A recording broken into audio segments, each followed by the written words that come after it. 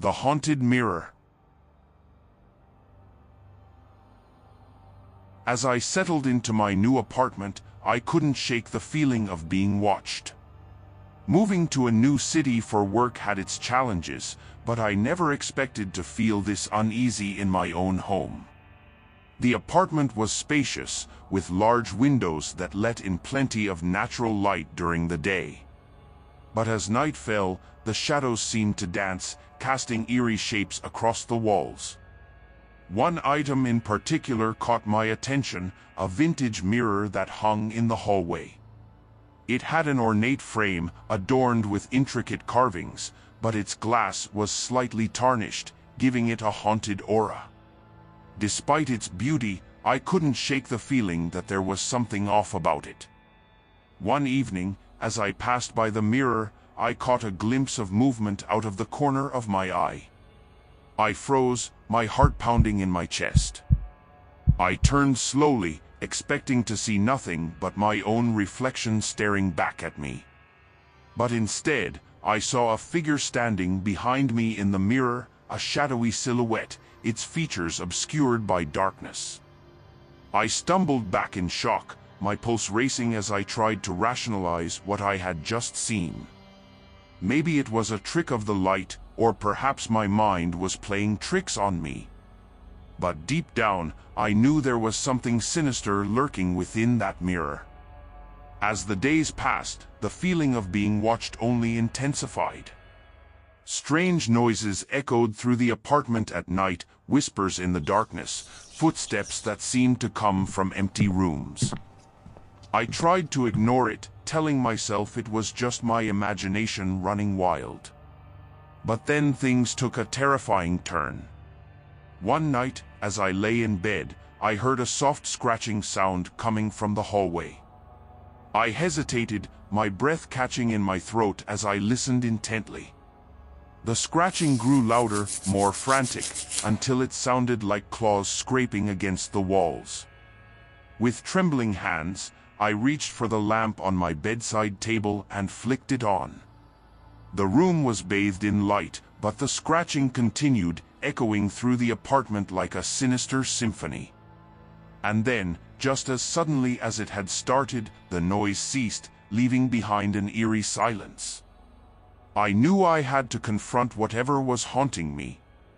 With a sense of dread, I made my way to the hallway, where the vintage mirror hung like a portal to another world. As I approached, I saw movement once again, a flicker of movement within the glass. Summoning all of my courage, I reached out and touched the mirror's surface. And that's when I felt it, a cold, clammy hand grasping mine from the other side. I recoiled in horror, pulling away as if burned. In that moment, I knew I had to get rid of the mirror. With shaking hands, I pried it from the wall and carried it outside, where I smashed it into pieces with a hammer. As the glass shattered, a sense of relief washed over me, and I knew that whatever had been haunting me was finally gone. But as I turned to go back inside, I couldn't shake the feeling that something was still watching me, lurking in the shadows just out of sight. And as I hurried back into my apartment, I couldn't help but wonder what other horrors lay waiting in the darkness. Whispering shadows. In the depths of my fascination for old houses, there was an unspoken allure, a mystique that drew me in like a moth to a flame. So, when my family announced our move to a centuries-old manor nestled amidst towering trees and whispering shadows, my excitement soared. Little did I know, the thrill would soon be replaced by a chilling realization of the darkness lurking within those ancient walls. It began innocuously enough, with faint whispers drifting through the halls and mysterious shadows dancing in the corners of my vision. My parents, ever the pragmatists, dismissed these occurrences as the quirks of an aging house. Yet, I sensed something more sinister at play. As nights unfolded into a symphony of creaking floorboards and spectral murmurs, my curiosity burgeoned. Ignoring the warnings echoing in my mind, I resolved to confront the source of these unsettling disturbances. One evening, shrouded in the cloak of darkness, I ascended the dilapidated staircase to the attic, its steps groaning under my weight. Each creak seemed to mock my audacity, but I pressed on, driven by an insatiable need to unravel the mysteries veiled within. Upon reaching the attic, an oppressive chill enveloped me, suffusing the air with a palpable sense of foreboding.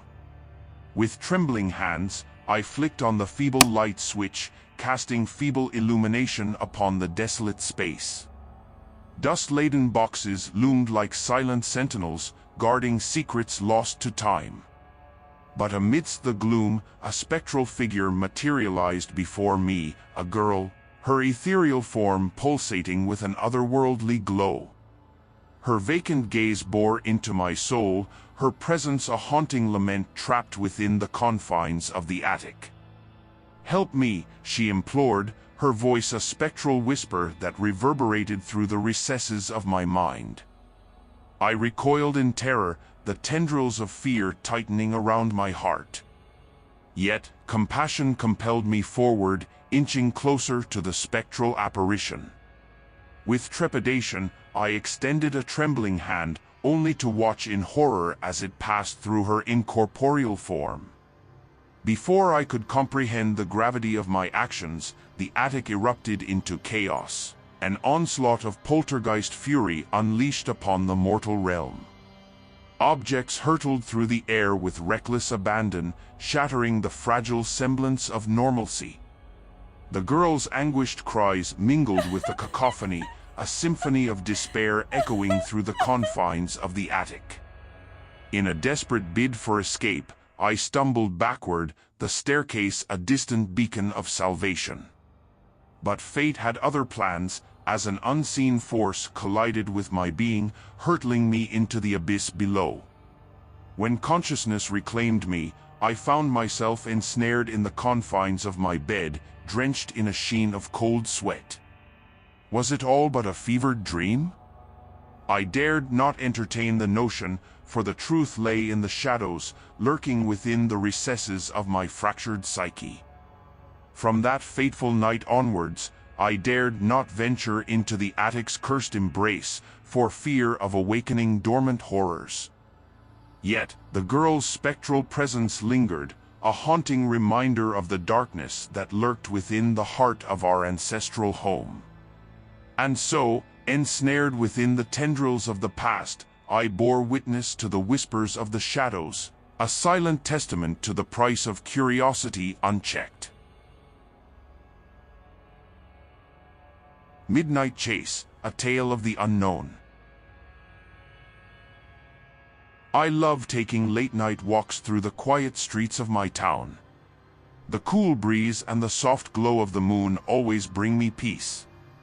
But one fateful night, everything changed. As I strolled down familiar paths, the world around me started to blur. Confusion swept over me, and when I blinked, I found myself in an unfamiliar alleyway. Panic surged through my veins as I tried to make sense of my surroundings. Suddenly, a chill ran down my spine as I heard footsteps echoing behind me. I turned, but there was no one there. Heart pounding, I quickened my pace, desperate to escape the eerie silence that enveloped me. But the footsteps persisted, growing louder with each passing moment. I dared not look back, fearing what I might see. Whispers filled the air, sending shivers down my spine. As I rounded a corner, I stumbled upon an abandoned house looming ominously in the darkness. With nowhere else to go, I hesitated before cautiously stepping inside. The air was thick with the scent of decay, and every creak of the floorboards echoed through the empty halls. I crept through the house, the sense of dread weighing heavy on my chest. But no matter where I turned, I felt like I was being watched. Shadows flickered in the corners of the room, and the temperature dropped, sending a chill down my spine. Suddenly, a piercing scream shattered the silence, causing me to freeze in terror.